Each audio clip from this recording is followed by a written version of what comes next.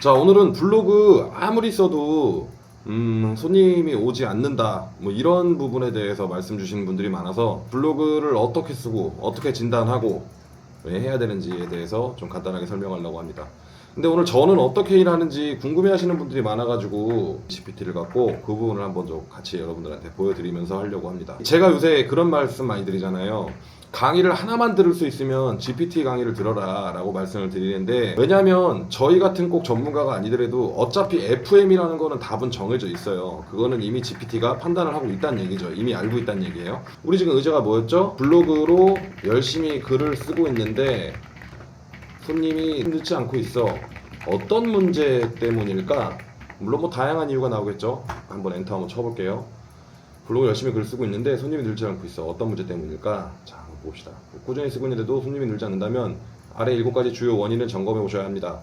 마케팅으로 정리해 드릴게요 하고, 검색 상위 노출이 되고 있지 않음, 뭐 이런 얘기 나옵니다. 상위 노출이 안 되는 경우는 뭐 아무리 좋은 글을 써도 2페이지 3페이지에 있으면 거의 아무도 안 봐요. 거의 아무도 안 보는 게 아니라 그냥 안 본다고 보면 됩니다. 이건 마치 식당 간판을 골목 안쪽에 걸어놓은 거랑 같습니다. 사람 많이 다니는 쪽에 걸어놔야지 안쪽에 걸어놓은 거랑 같죠. 그럼 볼 사람이 없겠죠. 제목에 핵심 키워드가 없거나 글이 너무 짧거나 뭐 사진만 올리고 뭐 텍스트 설명이 부족하면 상위 노출이 어렵습니다. 그래서 키워드 전략과 글 구조를 SEO에 맞게 설계하는 게 핵심이에요.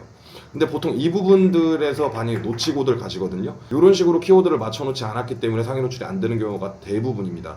물론 기존에는 뭐 최적화 블로그라 그래서 잘 뜨는 블로그를 갖고만 했었어야 됐지만, 지금 3월 이번에 대란 이후로 뭐라 그랬죠? 일반 블로그들도 잘 뜨게 돼 있다, 노출을 잘 준다 라고 말씀드렸잖아요. 그래서 한번 내용을 한번 읽어봅시다. 첫 번째, 검색 상위 노출 내고 있지 않음. 이 내용 나오죠. 해결책은 네이버 트렌드나 연관 키워드 툴을 활용해서 실제 검색어 기반 키워드로 제목과 본문 구성을 해라.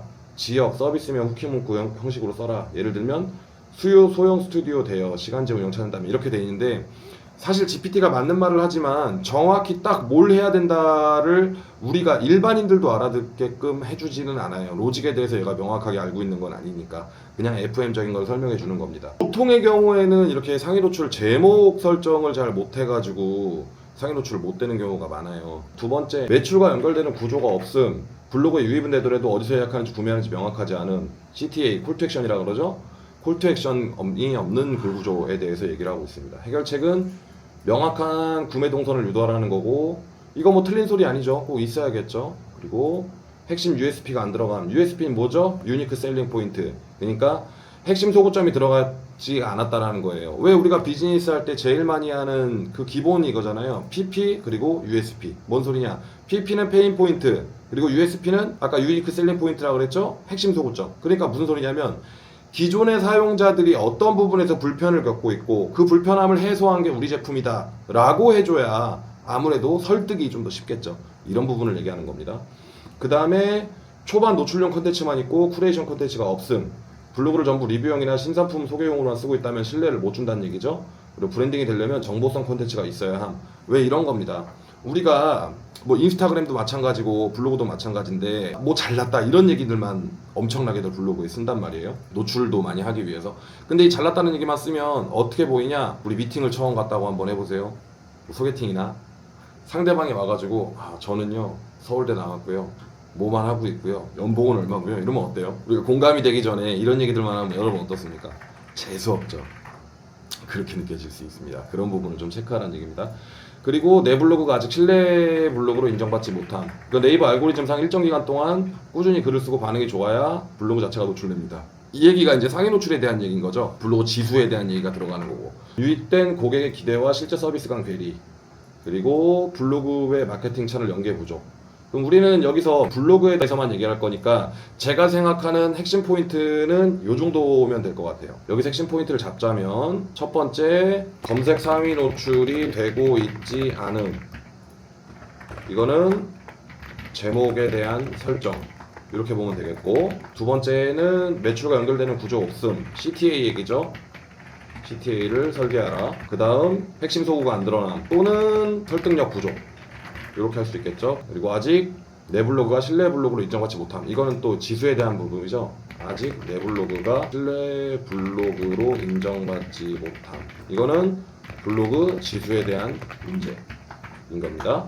그리고 유입된 고객과 실제 서비스 간 괴리. 무슨 소리냐면 유입된 고객, 그러니까 한마디로 블로그에서는 우리가 다른 거 설명하고 있고 실제 랜딩 페이지까지 갔을 때는 그 내용이 없는 경우, 이런 걸 얘기하는 겁니다. 트래픽 부분만 신경을 쓰다 보니까 키워드를 너무 이것저것으로 분산을 많이 시킨 거예요. 근데 실질적으로 랜딩 페이지에는 딱 A 키워드만 랜딩이랑 딱 맞는 설계였다면 나머지 것들은 안 맞으니까 들어왔다가라도 이탈하는 상황이 생기는 거죠. 그래서 그런 부분들을 설계해야 된다. 그러면 우리가 이렇게 네 가지를 일단 설정을 했어요. 첫 번째, 검색 상위 노출이 되고 있지 않음. 두 번째, CTL을 설계하라. 세 번째, 핵심 소구점이 드러나지 않았음 또는 설득력 부족. 그리고 네 번째, 아직 내 블로그가 신뢰 블로그로 인정받지 못함. 이 부분에 대한 겁니다.